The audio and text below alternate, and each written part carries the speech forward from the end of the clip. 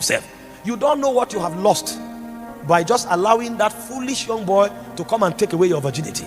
You don't know what you have lost by allowing yourself on a weekly basis to go to the bed of immorality, to continue in that lying, to continue in that exaggeration. You don't know what you have lost. There are many pastors on the altar. They lie about testimonies that never happen.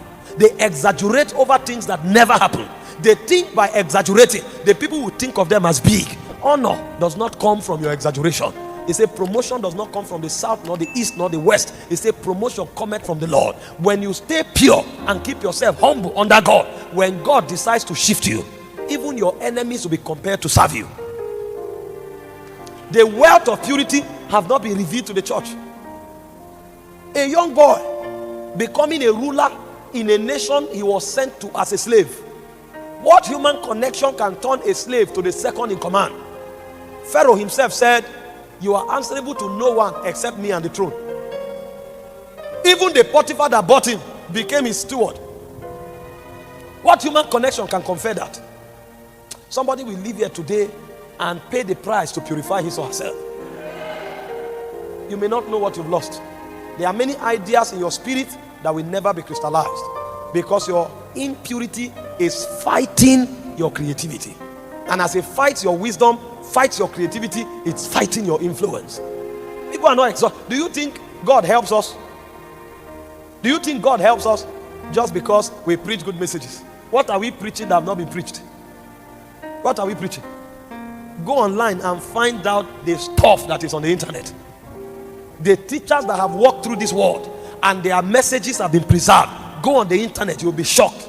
Sit down and listen to Zach Punem. Listen to Derek Prince. Sit down and listen to David Paulson. Go and sit down and listen to some of these guys on the internet, Madame Guyon. Go and hear what they have preached.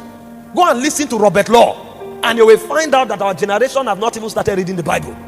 Go and listen to Watchman Nee, and then you will know you didn't come for a meeting because of message. If it's about message, there are technocrats, biblical technocrats, that have stuffed the internet with materials. You think God exalts men because they are preaching a message that has not been heard? When a man walks in purity, God literally puts his dread upon him. The people will reverence him, they won't know why. They will honor him, they won't know why. Sometimes you are listening to the message, you can't even take any notes, but you cannot but listen because God has put something there. You don't know what you are missing by allowing yourself to be defied. Daniel said, we will not defy ourselves with the portion of the king's meat. Joseph said, I will not do this wicked thing and sin against God. The end of such men usually is greatness. Did you notice that both of them were slaves? No human connection, no advantage. They were not even in their own country. They were sold as slaves to foreign lands. But in those foreign lands, without human connection, purity guaranteed them the highest place in those nations because they stepped into wisdom that nobody had. In fact, the queen herself testified concerning Daniel. He said, in him is the spirit of the holy gods. He said, light and understanding, excellent wisdom is found in this Daniel. He said he has the ability to dissolve doubts and to explain hard sentences. That's a queen giving record about a man who is supposed to be a slave. Don't allow the devil rob you of your inheritance because of those evil desires. Don't allow the devil rob you of your inheritance because of that 1 month relationship that is targeted at taking your greatest wealth. Someone called me last night, was weeping. They went for NYSC camp for 2 weeks. 2 weeks. And she lost her virginity. She was deflowered 2 weeks. Because she thinks it's about pleasure. How can you lose your virginity in 2 weeks? Because people are not taught the wealth of purity. They think they can come to God and say, I'm sorry, it's gone. You are joking. Did you know already that even in heaven, there is a portion reserved for the virgins? It's not about forgiveness. God will forgive you, but you will never become relevant in this kingdom. He said the heir, so long as he's a child, is not different from a servant, even though he's Lord of all. God will place you under tutors and governors until what ought to be done is done. His mercy will forgive you, but his justice system will never allow you to be exalted. Because when you do, you will lead others into iniquity. Too important. Too important. Too important. Too important. The life of God is in you. The wisdom of God is in you. The glory of God is in you. But can you let your light shine? One of the ways to let your light shine is like Paul. Bring your body under subjection so that God can glow through you. You don't know we are in the world of darkness. I was sharing with God's servant yesterday. In Isaiah 60 verse 1. He said, you arise, shine. It's your responsibility to arise. God will lift you up. He said, you arise, shine.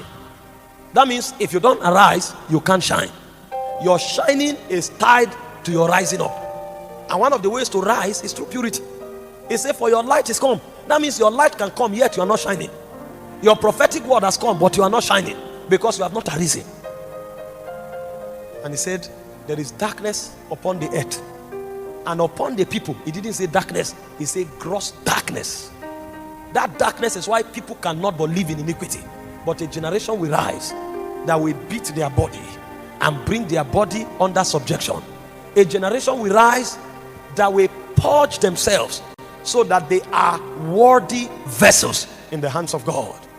God has visited us in this conference.